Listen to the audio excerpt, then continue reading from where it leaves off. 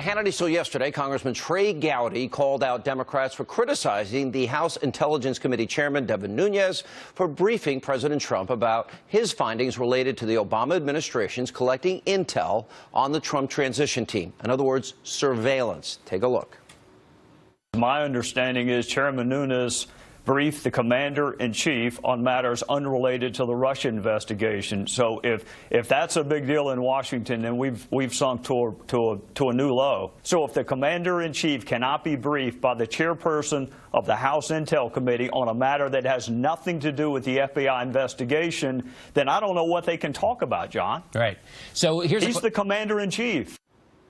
And that's not all. Today, the Democrats, they were up in arms because it was revealed that Chairman Nunes met with his source on the White House grounds. But in a statement for a spokesman for Chairman Nunes, they explained, quote, Chairman Nunes met with his source at the White House grounds in order to have proximity to a secure location where he could view the information provided by the source.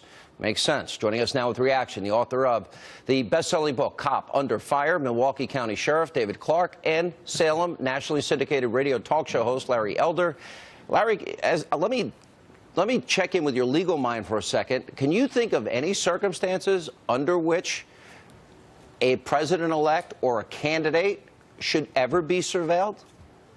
I can't think of anyone, and I think that what we're finding out is that Donald Trump was not out to lunch when he tweeted that might have been wiretapped, using the term very broadly. I'd be a lot more impressed with some of these Democrats yelling and screaming about Devin Nunes if they were saying that Loretta Lynch should have recused herself when she met with Bill Clinton on the tarmac, something that she never did. I'd be a little more impressed if they were angry at Hillary for not turning over documents during the Benghazi hearing and for giving us a bunch of different stories and for deleting documents, destroying evidence after they were under subpoena. I'd be a lot more impressed if the Democrats were upset with those kinds of things, but they're not. This is nothing more than politics. They're being hypocritical. They know that they're in trouble because Donald Trump is looking at least credible, and so therefore let's put the chairman on trial. That's what they do. That's what they're doing right now. You know, one of the things I think that bothered me the most is the chairman saying, Sheriff, that this was widely disseminated.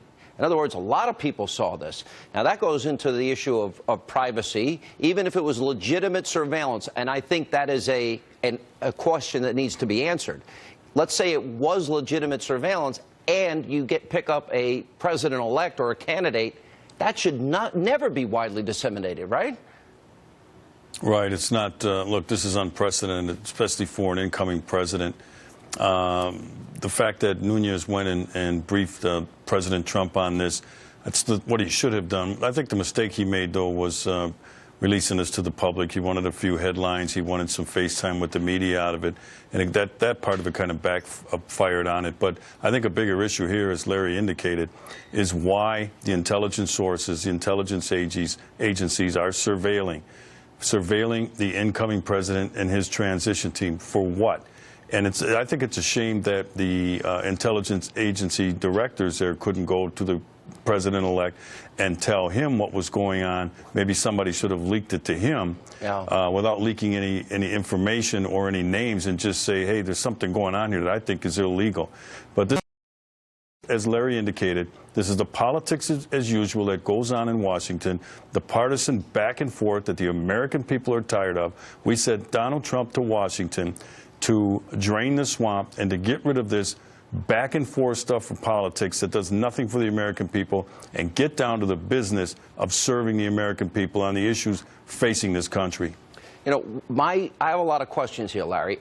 Did they use, under the guise of legitimate intelligence gathering, legitimate surveillance, was that a ruse to really surveil the president?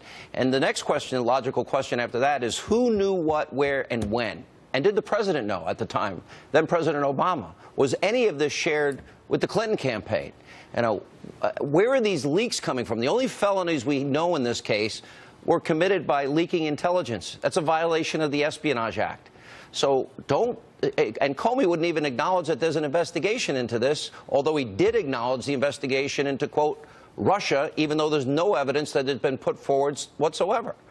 Well, that's right. I think it was Reince Priebus who says there's greater evidence of media collusion to get Hillary elected than Trump collusion with the Russians to get Trump elected. And there's a whole lot we don't know. These investigations are just now getting started. And so I would urge all people to relax. Let's get the evidence that will come in and find out. James Clapper, the National Intelligence Director under Obama, says so far there's no evidence whatsoever of any kind of collusion with Donald Trump and with Russia. And that ultimately is what I think is going to happen. We're not going to find any kind of evidence of collusion. Yeah, and Sheriff, if you were doing an investigation, don't you keep that circle tight in terms of evidence that you're gathering? Isn't that the type of thing you would never let out? And if it was let out, you would be able to very quickly determine who did it? The secrecy of these investigations is paramount. I get briefed on these things all the time, Sean, but you know, you're not going to find Barack Obama's fingerprints on this. But he's all over this. He's not stupid enough to have ordered or directed or to have been involved in any of the conversation. Might not be able to prove this, but he knew what was going on. I'll tell you what, I'll put myself in his position. If something like this was going on in Milwaukee County, in my agency, some high-level investigation, and somebody didn't tell me about it, I wouldn't be real happy about it. So, you know, it's one of those things that we'll never be able to work this thing back toward the president, the former president, but he's all over this thing. I agree with that analysis. And you never know. Maybe somebody will talk.